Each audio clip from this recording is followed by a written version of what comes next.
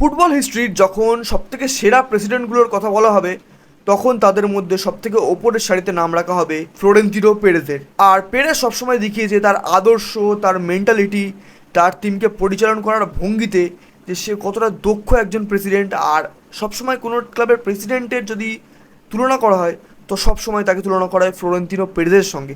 কিন্তু এখন right now situation যা দাঁড়াচ্ছে, সেই সিচুয়েশনে কি পেরেজ তার মেন্টালিটি, তার প্রেশার হ্যান্ডেল করার সিচুয়েশনে কি কিছুটা ফাঁক ফোকর রাখছে? তার কারণ হচ্ছে রিসেন্টলি যে ইন্টারভিউটা দিয়েছে পেরেজ, সেটাতে তার ভাষা ও তার কথা বলার ধরন দেখে আমাদের বোঝা যাচ্ছে যে তার মধ্যে কিন্তু একটা প্যানিকের প্রচার হয়েছে এবং সে কিছুটা প্যানিক করছে।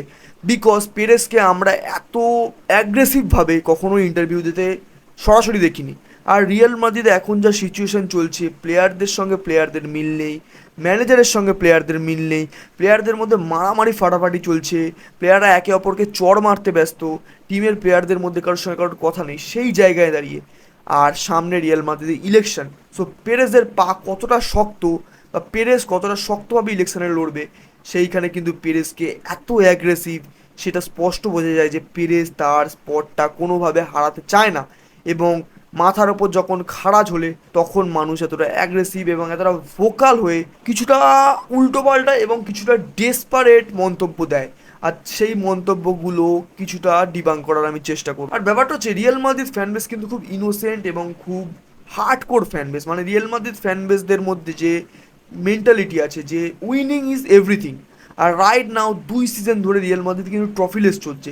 সো সেই জায়গায় দাঁড়িয়ে পেরেজের ওপর প্রেশার কতটা হয়েছে যে সে টিমের যে ব্যাকল্যাশটা চলছে, টিমের মধ্যে যে সব কিছু ঠিক নেই, সেইটাকে ডাইভার্ট করতে একটা কিছু করার দরকার। এবং আমি মনে করি সেইটার জন্য সে এত বড় একটা অ্যাগ্রেসিভ ইন্টারভিউ, যেটার কোনো মানে হয় না এই জায়গায় দাঁড়িয়ে। বিশেষ করে মানে রিয়াল মাদ্রিদ ফ্যান্সদের সব থেকে বেস্ট মাইন্ড ডাইভার্ট করার জায়গা হচ্ছে ট্রোল বার্সেলোনা, এবং সেইটাই হয়েছে। পেরেজ তার সব থেকে ট্রাম্প কার্ডটি খেলে নিয়েছে যে নেগ্রেরা কেস, যেটা পেরেজের মেন ইলেকশন বেস হবে এইবারে। সেই নেগ্রেরা কেসকে ফেস করে পেরেজ ইলেকশন লড়বে, এটা কনফার্ম হয়ে গিয়েছে। সেই জন্য পেরেজ আবারও তার ইন্টারভিউয়ের মাধ্যমে সে সরাসরি বলেছে যে লা লিগা তাদের এগেনস্টে। আমি ইন্টারভিউয়ের প্রতিটা কোট ওয়ান বাই ওয়ান তোমাদের বলছি। পেরেজ প্রথমে বলে, La Liga is our eternal enemy, they have systematic corruption in the Negreira case with Barcelona, but we will fight. I fight everyone. We are preparing 500-page file that I will send to UEFA regarding this corruption case. মানে Perez এখন বলছে যে যে তাদের যে লা লিগাটা তারা loose করেছে তার প্রধান কারণ হচ্ছে এফসি বার্সেলোনা। বাট আমি যতদূর জানি ফ্রি কিকটা স্কোর করতে নেগ্রেরা হেল্প করেনি র্যাশফোর্ডকে, ওই ইমর্টাল পাসটা দেওয়ার জন্য ড্যানিয়েল মোকে হেল্প করেনি নেগ্রেরা। সো উল্টে আমরা দেখেছি আগের সিজনে রিয়াল মাদ্রিদকে রেফারি দ্বারা কতটা ফেভার করা হয়েছে। ফেমাস কাণ্ড হচ্ছে চুয়ামেনির ওই হ্যান্ডবলটা, এবং আরও আরও আরও অনেক কিছু আছে। বাট পেরেজের তো মাথা এখন মানে পুরো চরম হয়ে গিয়েছে যে সে লিগের ডিজাস্টার, তাদের টিমের এই বাজে অবস্থাটার জন্য ব্লেম করছে বার্সেলোনা। বাট আমাদের কিছু সময় শুনতে হয় যে Barcelona is obsessed with Madrid, কিন্তু এখানে বোথ সাইডেরই গেম চলে। পেরেজের নেক্সট মন্তব্য হচ্ছে, someone think they can kick me out of the club, they will have to shoot me, Florentino is not going anywhere until the socio decides he has to. মানে পেরেজের সোজা কথা, তোমাকে যদি আমার ক্লাব থেকে বার করতে হয় তোমায় গুলি করতে হবে, বাট যদি ইলেকশন হেরে যায় তাহলে সোসিও, যেটা বলছে পেরেজ। মানে অ্যাগ্রেসিভনেস ভাই, অ্যাগ্রেসিভনেস, গুলি গালায় চলে এসছে ব্যাপারটা। এবার আর মানে সিম্পলভাবে কিছু হবে না, ডাইরেক্ট গুলি করে ক্লাব থেকে বার করতে হবে। এক্সট্রিম লেভেলের মন্তব্য এগুলো। পেরেজ তারপরে বলেছে, why do they never go against other club, why never Atletico de Madrid, always Real Madrid. এটা সম্পূর্ণ শাক দিয়ে মাছ ঢাকার একটা উপায়, বিশ্বাস করো। যখন তুমি দেখছো তোমার ক্লাব এতটা ব্যাকলাস ফেস করছে, এতটা মানে ট্রোল হচ্ছে, মিডিয়ার হাসির খোরাকের পাত্র লিটারেলি কারেন্টলি রিয়াল মাদ্রিদ, সেইখানে দাঁড়িয়ে ভিকটিম কার্ড ছাড়া কোনো উপায় নেই ভাই। তুমি এত মেন্টালিটি স্ট্রাচারের একটা প্রেসিডেন্ট, সেইখানে দাঁড়িয়ে এরকম মন্তব্য লিটারালি ডাম দেখায়, লিটারালি বোকামো ছাড়া আর কিছুই না। পেরেজ আরও বলেছে, we are robbed this season, they have taken 18 points away from us in La Liga, the intellectuals of the regime, they are ones doing us harm. হাসি ছাড়া এইখানে আমার বলার মতো কোনো কোনো কোনো ভাষা নেই। লিটারালি হাসি ছাড়া আমার বলার মতো কোনো ভাষা নেই। Show me the 18 points that deducted by LaLiga. Show me the 18 points যেখানে বার্সেলোনাকে হেল্প করেছে লালিগা। শো মি, কারণ শো করার মতো কিছু নেই, দ্যাটস ওয়াই এখানে পেরেজ ক্লিপ অ্যাড করতে পারিনি।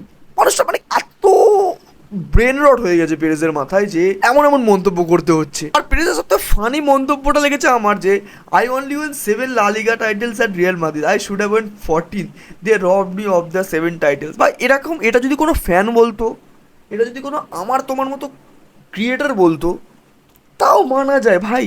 ইউ আর ফ্লোরেন্তিনো পেরেজ, তোমার এই মন্তব্য যে আমার 14টা জিততে পারতাম 7টা, লিটারালি মানে যেখানে তোমাকে লোক আইডল রূপে দেখে সেখানে তোমার এই মন্তব্যগুলো লোককে হাসির পাত্র বানাচ্ছে। লিটারালি তোমার শেষ টার্মে, যদি এটা তোমার শেষ টার্ম হয় Perez, literally you are the লাফিং স্টক রাইট নাও।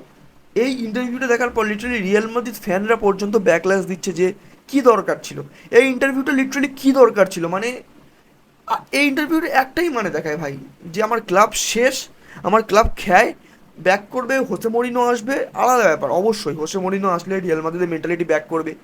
ভিনি এমবাপে বেলিংহামের মধ্যে নেই সব কিছু ঠিক। এমবাপে যেখানে এল ক্লাসিকো হেরে 2-0 গোলে হারছে, সেখানে পোস্ট করছে হালা মাদ্রিদ, মানে ট্রোলিং লেভেল, বুঝতে পারছো? সেখানে শাক দিয়ে তো একটা মাছ ঢাকতে হবে নাকি?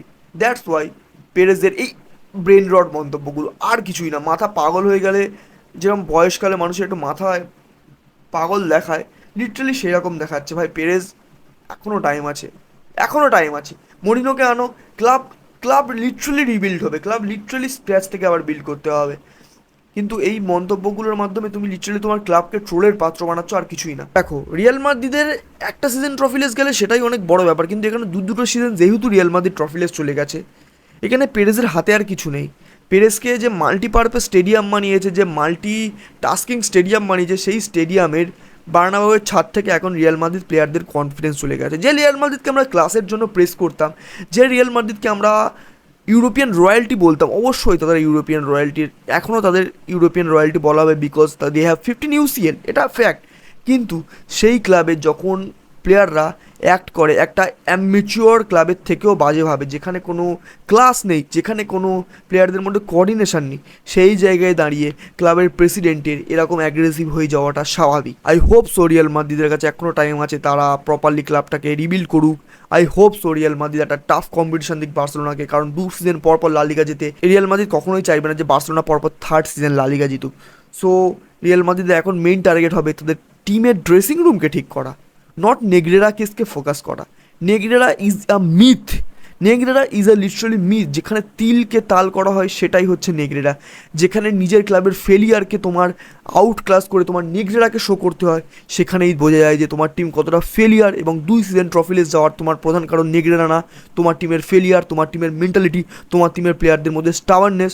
আর রিয়াল মাদ্রিদ প্রেসিডেন্টের সব থেকে বড় স্টাবারনেস এখানে বারবার শো হচ্ছে, যে তাদের মতে তাদের কোনো প্লেয়ার দরকার ছিল না, তাদের মতে তাদের কোনো সাইনিং দরকার ছিল না, কিন্তু মিডফিল্ডে Real Madrid is literally playing like a sheet.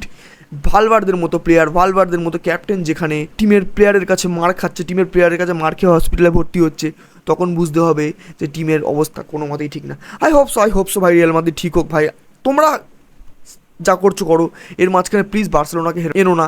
আমরা লিটারালি লা লিগা জিতেই খুশি, আমাদের ভাই কোনো হেডেক চাই না। Please please please Florentino Perez, তুমি তোমার ক্লাবকে নিয়ে ভাবো, প্লিজ বার্সেলোনাকে হাঁটাও।